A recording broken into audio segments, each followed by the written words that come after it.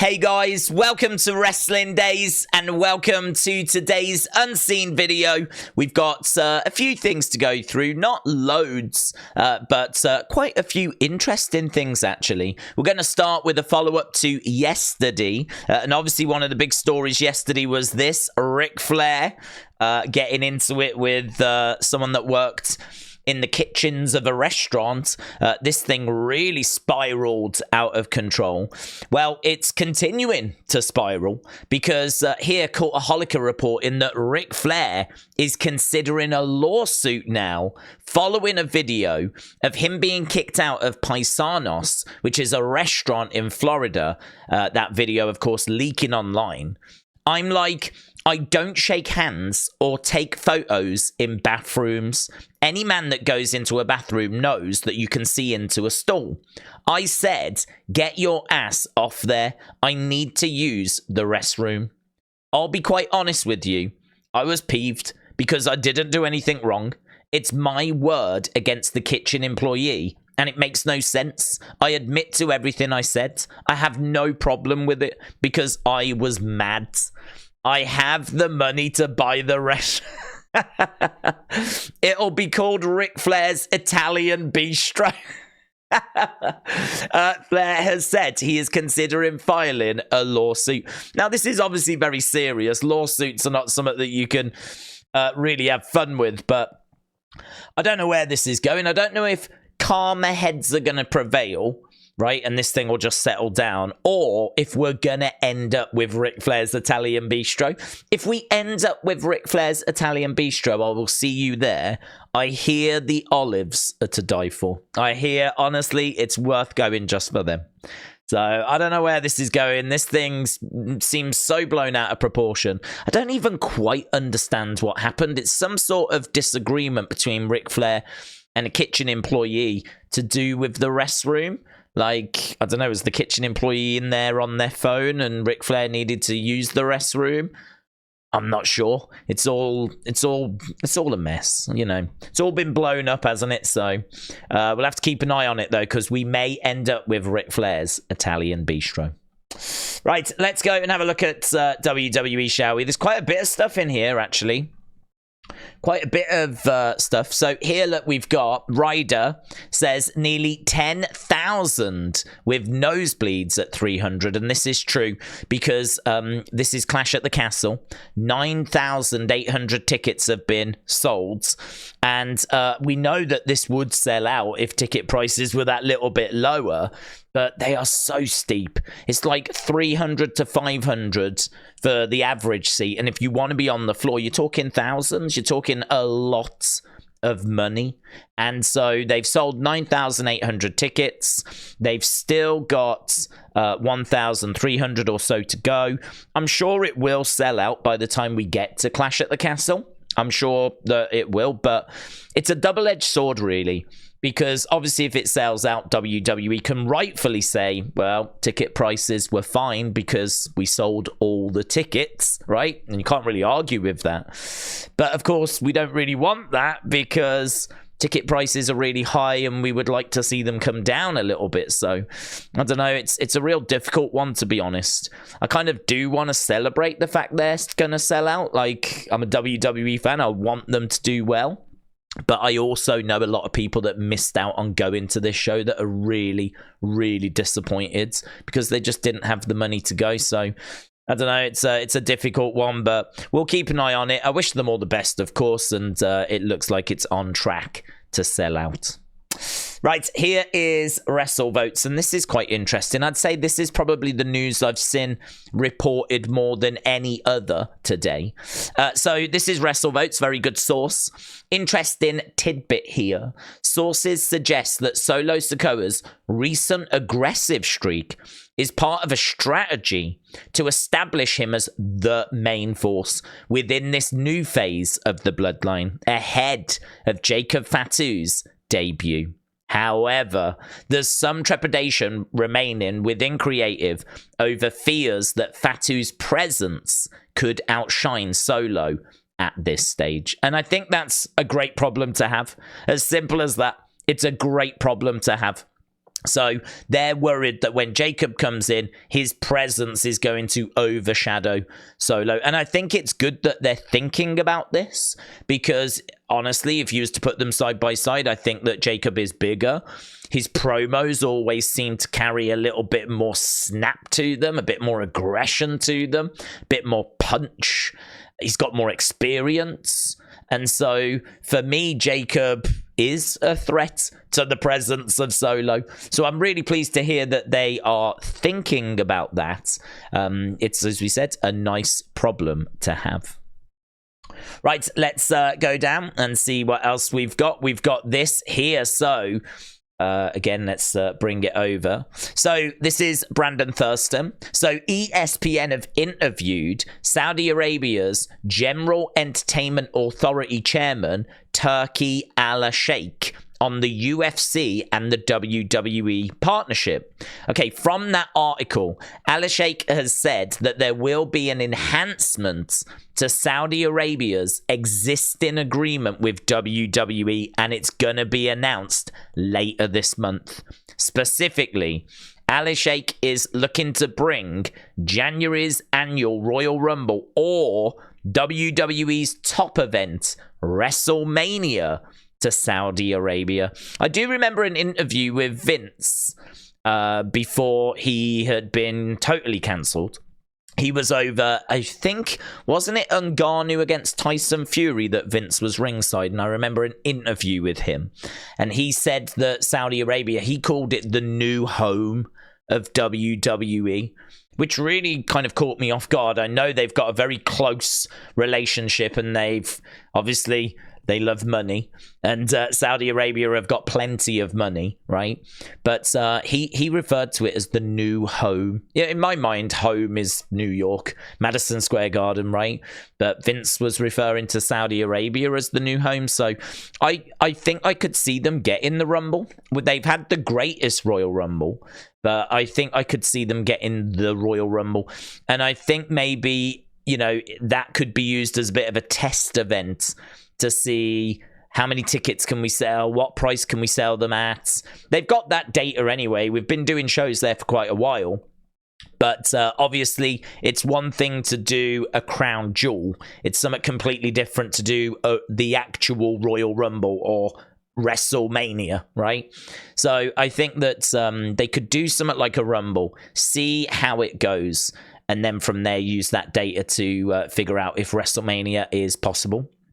I mean, doing a WrestleMania in Saudi Arabia, that's not what I'm looking for personally, right? I think there's other places I would much rather see it going, but I don't know. It feels like just a matter of time to me. I think there will be a WrestleMania at Saudi Arabia at some point, but I don't know if that's in the next 5 years, next 10 years, next 20 years, next 50 years. I couldn't put a time frame on it, but it does feel like the influence of Saudi Arabia is only growing, and we're seeing that in other sports as well. So that was some interesting news about Saudi Arabia. Right here, look, Nikki, thank you. So Randy Orton talking about the differences between American crowds and international crowds. He says, do you want me to be honest? It's night and day. He said, let me put it this way. Since 2009, I've had the same entrance song, and no American crowd has sung the words to it. And he was in France, and obviously they did. He was at a house show. He was in Italy. I think this is nothing to do with Randy, but I've seen a lot of people making these comparisons since that French crowd at Backlash. I think it's a little bit unfair, to be honest. I think that every crowd, every country has got its own kind of culture and traditions, and you know, we know what an American crowd is like. They can vary a little bit. You can have really quiet crowds, but you can have really passionate crowds like, say, Chicago, right? So there is some obviously degree of varying in America. It's so big, but we kind of know what you're going to get from the average American crowds. But over in Europe, of course, that's where soccer is king. And so soccer crowds are very different. We're so used to going to games and chanting and making noise, and it's just part of the culture. And you don't really get that at, say, the NFL, right? You don't really get that at like the MLB, right? Maybe you get a little bit of it at the NBA where you can shout for the defense or something, but by and large, it's just not. It's not in the culture as much. So I think it's a bit unfair. I think American crowds definitely, bring a lot. They don't always just sit on their hands. They definitely make noise. They bring signs, great reactions. So I don't feel comfortable like laying into them. And the other thing I'd say as well is I personally wouldn't want that French crowd for every show. I think that French crowd is amazing and brilliant. But I would only really want them for like premium live events or say the Raw after WrestleMania. I think if you used to see that crowd like show after show after show after show after show, well, first of all, you'd just get used to it, right? And it wouldn't be as special. But honestly, it kind of might distract from like the promos in the ring as well. Like if you've got a promo in the ring and there's like a real heartfelt moment and the crowd's singing away and partying and whatever, if that crowd is like really loud, sometimes you just don't need that. So I don't know. There's pros and cons. So Randy saying it's night and day, but my take on it is that I don't think it's a bad thing. I think the balance for me, I think what I would like to see is that we kind of have that American crowd for the Raws and the SmackDowns. And then, as I said, premium live events, big key shows, maybe like the draft or the Raw after WrestleMania or the big go-homes or whatever. That's when I'd like to see it just get turned up that little bit more. But, I think WWE is in a great place. It's hot, and I'm sure the crowd will react accordingly. Right, here we go. According to a local Detroit radio, the Detroit Sports Commission is preparing to bid to host WrestleMania 43 at Ford Field in 2027 in celebration of 20 years of WrestleMania 23 and 40 years of WrestleMania 3. It's crazy to think we're almost 40 years, coming up to 40 years since WrestleMania 3. Do you know what? I mean, thinking about it, next year will be the first year, WrestleMania 41, that we can start to celebrate 40 years of these shows, It will have been 40 years since WrestleMania 1, right? And then we can, keep going and keep honoring, WrestleMania 2, WrestleMania 3, so on, so on, so on. So, yeah, that's kind of an interesting way to think about it. Imagine when we get to 50 and we can start celebrating 50 years since WrestleMania 1 and 50 years since WrestleMania 2. Crazy. So, this is cool. I like this. I'd like to go back to Detroit. They were great WrestleMania, so I think that would be really, really fun. Right, here, look, we've got Bobby getting very upset because he saw this disrespectful tweet from Carmelo talking about how I think Bobby was a second-round draft pick and kind of putting him down, basically, saying that he got selected ahead. This meant that Bobby got really worked up during the bump, and Carmelo said, I haven't seen Bobby this fired up since 06. Maybe I'll see you in the King of the Ring finals. Now, I don't know if we've got more in here. We do. We do. I was going to say this led to quite a big back and forth. So here's Bobby. He said, speaking of 06, why don't you go back and watch the tape and put the phone down? All these punk ass kids think they can make an example of the vets of the industry. Shake my head. So that was Bobby's response. Carmelo said, okay, anyone know where I can get a VHS player? So if he's got to go back and watch tape of 06, he's going to need some old school technology. I thought that was a really fun put down. It did continue, actually. I don't know if I saved it here or if I saved it in a different folder. But Bobby turned around and is like, it's called a VCR. It's not a VHS player. It's called a VCR. And he said, I think you can find it on Peacock as well. So there was a little bit of back and forth between those two. So I don't know if we're building up to certainly a match feels very probable. I don't know if we're building up to something bigger, like a feud or a premium live event match. Sean Rossap said WWE Raw will remain on USA Network through the end of the year until it debuts on Netflix in January. This was big. This was big news. So it came out, $25 million is what they're being paid for Raw for Q4 of 2024. Dave Meltz came out and said it's a low number, but they weren't factoring in anything, right? They weren't really expecting anything. This was an issue that needed to be resolved. Their deal with USA Network was coming to an end. The deal with Netflix was starting, but there was this gap, right? So we didn't know where Raw was going to be shown. Now it's been worked out. It's going to stay on the USA Network, which is, I think, what most people expected. But it's going to stay there for a lower price. 25 million is what they're going to get for Q4. So, yeah, you know, lower than kind of what has been paid. But it's just a short-term thing. We know we're going to Netflix, so it doesn't matter. But, yeah, interesting. At least it's resolved. Another thing that was interesting, again, Fightful report in this, TKO, which is WWE and UFC, a report in revenue of $629.7 million. That is a loss of $249.5 million for the first quarter, right? Now, if, like me, you looked at that and went, what? What? How is this company that's announcing like record revenues for WWE and I know is doing well for UFC as well? How are they posting a $249.5 million loss?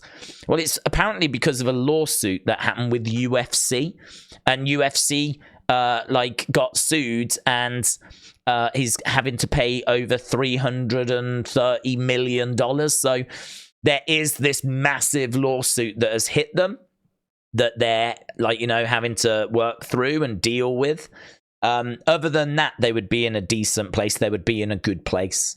Actually, they would be posting not a bad profit there. So, but they can't. Instead, they're posting a loss. But it's all to do with an exception, shall we say.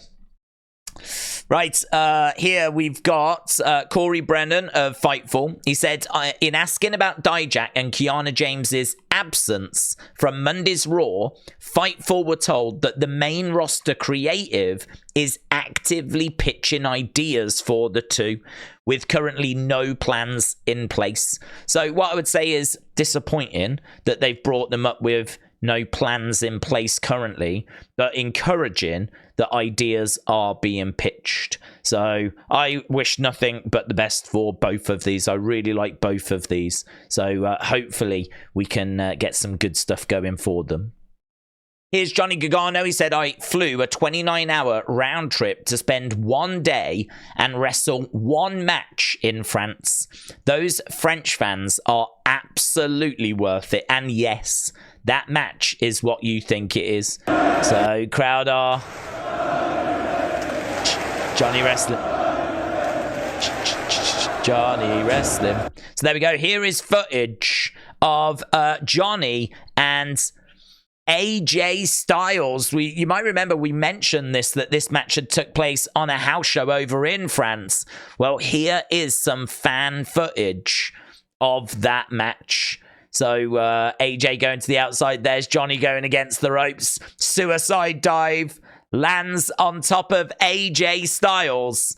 And the crowd chanting Johnny Wrestling. Enjoying the action.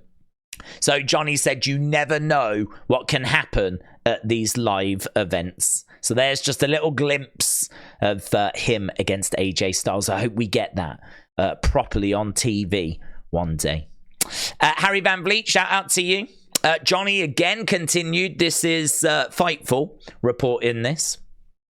To bring it over. So this was with Mike Jones on DC 101, right? So Johnny said he wants to compete for the tag titles at SummerSlam. He said, we just got drafted to SmackDown and we have not had a shot for the WWE tag titles yet. We have not won a title on Raw or SmackDown. We said that was our goal for 2024. If the stars were to align and me and Tommaso were to get a title match at SummerSlam for the tag team titles, titles, I want to put that out into the universe. To be able to have a title match at SummerSlam in Cleveland Browns Stadium with that crazy atmosphere. So that is what Johnny is looking for. He's looking to get that opportunity in Cleveland, of course, where he's hoping to win a championship.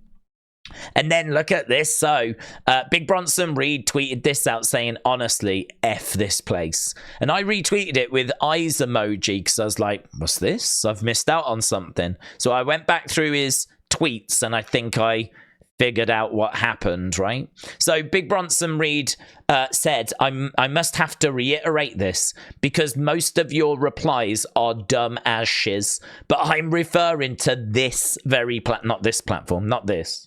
This is perfect. Social media, X, right? That I'm typing on right now. Jeez, man. Maybe it's time to just have IG. That's the kids. That's short for Instagram. Yeah, in case you didn't know. So, yeah, he seems to be really getting upset with X. Now, what happened here is that Sammy tweeted out a picture of Macklemore, right? And said, everyone's talking about Drake and Kendrick, but I'm over here listening to this guy. And Big Bronson Reed responded to that, kind of making fun of Macklemore, right? Saying, like, what, you're listening to the thrift shop dudes or whatever, and kind of laid into him. But then a fan pointed out that Macklemore has just released a song to do with Palestine. And so it's obviously got, like, a political connection. And so, obviously, Big Bronson Reed was like, well, I didn't know that. And so I think then he was in this kind of awkward position where he was trying to build his feud with Sammy, but, you know, it's unfortunately kind of backfired a little bit on him. So I think he ended up deleting a load of messages. He probably had a load of responses by people. I think he just got to the point where he literally was like, honestly, F this place, and he's tweeted that out. But unfortunately, that's not made things better. It's only made things worse. And now he's had a load of responses there, and so now he's had to send this. So, it's a nightmare for him. He's having an absolute nightmare. I think just walk away. Just walk away. Go and have a lovely drink, a nice hot drink. Nice hot chocolate, right? Put some extra marshmallows in, right? This will all have blown over. But this is the kind of thing that you see wrestlers deleting accounts over, social media accounts over, you know, and then coming back like months and months later. So hopefully he doesn't do that. I'd recommend the hot chocolate. As we said, extra marshmallows. So, right, that was the WWE folder. Retro. Oh, my God, this is so good, and I don't know where it came from. Watson, shout out to you. The Year Revolution said this was the first day of John Cena's wrestling career. Now, when I clicked on this, I thought, oh, is this a joke? Like, because that's clearly not John Cena. So I thought, oh, is this some sort of joke or something? The 1 minute 20 odd that you see now, I think is stunning, and I don't know where it's come from, but I've never seen it before, so there's clearly a documentary that I've missed. But, yeah, look at this. Experience at all. How about you? What's your name? My name's John. Don't have any wrestling experience. I'm a big fan. Former football player. Just too small to keep on playing football. I've always loved wrestling. I finally got a chance to come down to a school, so I want to try it out, see what it's all about. All right. Let me tell you a little bit about the school.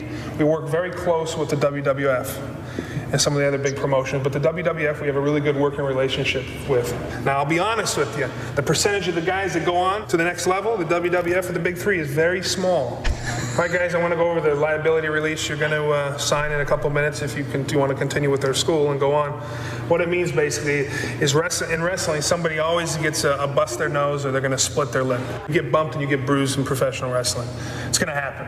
I guarantee you, after your first couple of days of practice, a couple of days later, you're going to be really sore. It happens. That's all I got to say today. And if you guys want to go upstairs, there's some guys practicing right now with Tom Howard, one of our teachers, the best teacher in California, I believe. Okay, guys. All right, man. Thanks. Very nice meeting you. Hope to see you guys. We'll see what happens with these guys. For new students, just watching one of Tom's practices can be hard. But for John Cena, the choice is easy. I wish I had gotten some tips to come down to this school earlier, but I've always wanted to do it, and this is a chance. It's a chance to do it. Isn't that mental? That's mental, isn't it? That's him coming down, just not even getting in the ring yet, but just watching others. And I love that bit where it's like, listen, there's only a very small chance, very small percentage that you'll even make it to W. And then you think about what John Cena actually went on to achieve. I mean, it was only the other day I was having a conversation about Mount Rushmore. It's a conversation we've had many, many times in the past. We'll have many times in the future. And of course, John Cena's name comes up. You're like, does he make it? You know, you got Hogan, you got Stone Cold, you got Undertaker. If we talk about WWE, you know, is Roman on there? But of course, John Cena's name has to be in the mix, has to be in the conversation, even if you don't put him actually on your own Mount Rushmore. I think he's going to come up in conversation at some point. And here's the footage of where it really began, you know. This is before OVW and everything. So, oh man, mental. Love that. So, it even had its own folder. Look, retro. Blew my mind, that did. Love it. Watson, great find. Yeah. Revolution, well done. Wrestling Pandemonium, shout out to you. So, I love these two. These two, oh man, I love them. I mean, they are very iconics, you know. I see a lot of Billy Kay in Arianna Grace. So this is Chelsea and Arianna upset after they both lost on this week's NXT. You did so good. No, you did so good. You think so? You're so pretty. You're so pretty. We're both so pretty. We're so pretty. And we're so good. And we're winners. We won. We're winners. They cheated. It's not fair. But you know what? We're rich and we're sparkly. He loves us. And better than most people, I think.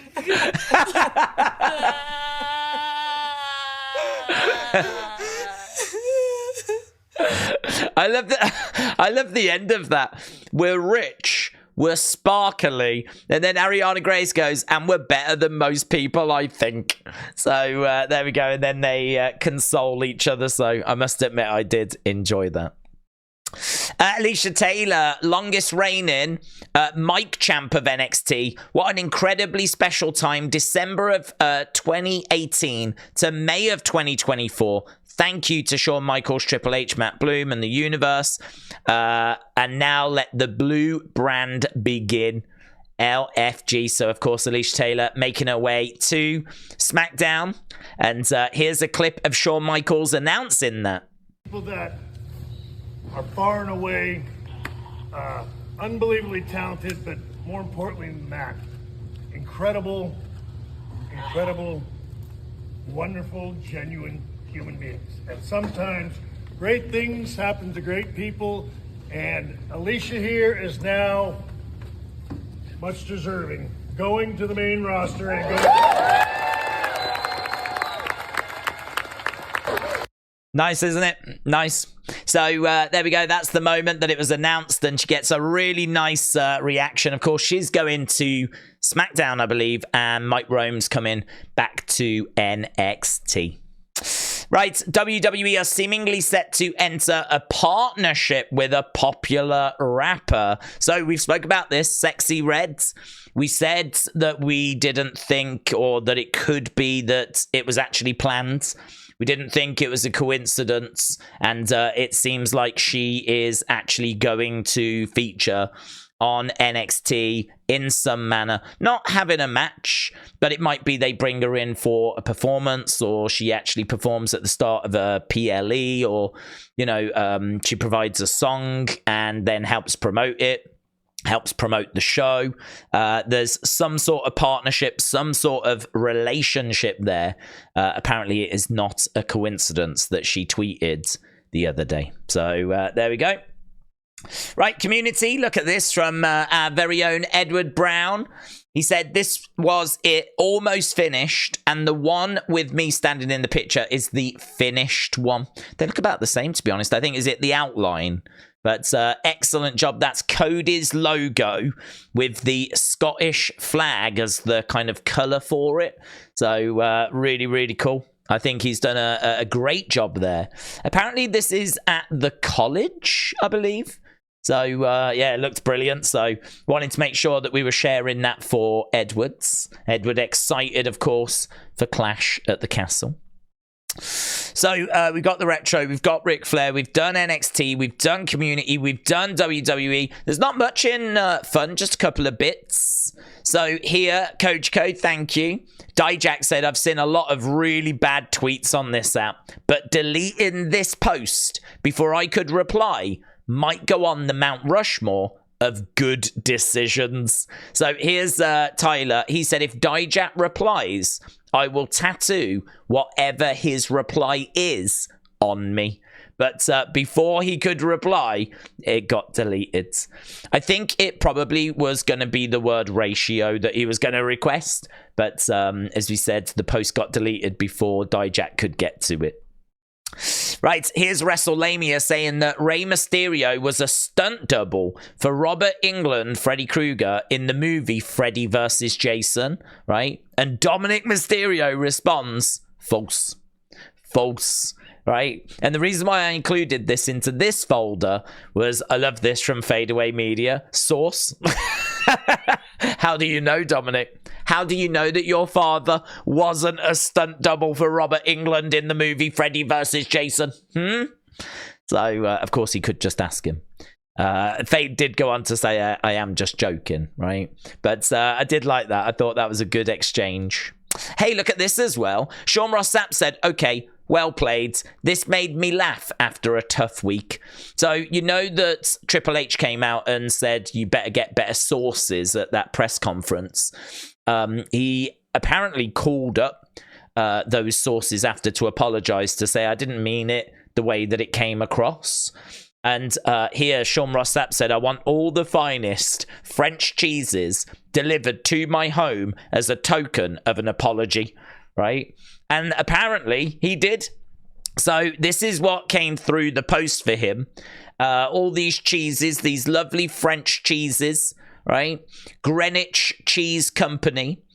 Sean, it is a pleasure working with you throughout the year. Your work is strong, and we appreciate your commitment to the craft. Nick, Paul, Chris, Greg, your friends at WWE. Obviously, there's been a lot of people going, I can't believe Sean sent himself some cheese and he's making out it's from WWE, right? There's been plenty of that reaction. I am believing that this came from WWE, right? I can believe that they're trying to, have a fun ending to this situation, right? You know? And so I could believe that they put this together, because I think that Sean is well regarded by WWE. I mean, I've never heard of there being like any issue. Like, you see a lot of wrestlers getting in touch with Sean like publicly on social media. So I could believe it, but there's plenty of people out there that don't respect Sean, don't respect what he does, and they are under the impression he may have sent himself this cheese. But as I said, I don't think he did. I don't think he did. Right, here's Nikki Cross, 2 moods. So there we go, looking lovely. And I love this from Ken. Ken says, typical guys, damn, you are smoking. Fireflies, you've got 3 stripes on each of your socks. 3 times 2 is 6. Is that a clue for why at 6? I do like that. I do like that. That is exactly what goes on, in all fairness. So typical guys would just go, you're smoking. Fireflies analysing every pixel. So big shout out to Morgan for tagging me in this and showing me this. It did make me laugh. Right, one more folder to go, and I don't know how much is in here. I don't think it's tons. Randy Orton rates Austin Theory highly, both in and out the ring. He says, my eyes are on Austin Theory, not only from a talent standpoint. He's got a great look. He's gotten better on the mic. The more opportunities he has, the more he'll thrive. I've talked to the guy. He's on a level. When I was his age, he's nothing like that. He's way more mature. He's got the world by its balls. Balls, that word there. I don't know why is balls a bad...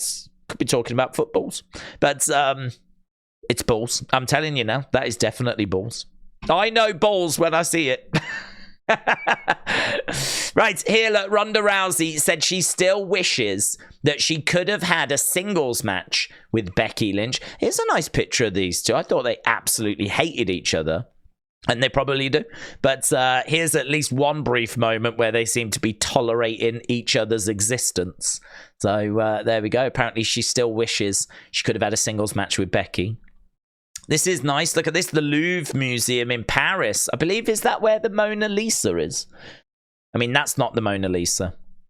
It's some botched sculpture. But yeah, that's Charlotte Andrade at the Louvre in Paris. Very nice. Justin J. Lopez has posted this picture of, I'm guessing that's him with Shane McMahon in the bleachers. Hard times. At the Yankees game the other day. So there we go. Shane McMahon at the Yankees game. So, Travis, thank you for tagging me in that. And I think that was it. I thought there was loads more. I thought we had some other stuff to get our teeth into. But sadly, that is it for today. So, some big news there, in all fairness. Certainly about the renewing of Raw. The fact that we know that's going to stay on USA Network, the fact that Detroit are interested in WrestleMania, Saudi Arabia are interested in WrestleMania, a few little bits of footage. I love that John Cena clip. I thought that was absolutely awesome. I did enjoy Chelsea and Arianna Grace. They, I think have got great potential as a team, but I don't know if we'll see them as a team. But I did enjoy that. So, yeah, some really good stuff. I hope you enjoyed this video. We will be back again tomorrow with another Unseen. And, of course, we're getting ever closer to Friday when we'll have SmackDown and, I'm sure, another QR code. Thanks for watching. Bye for now.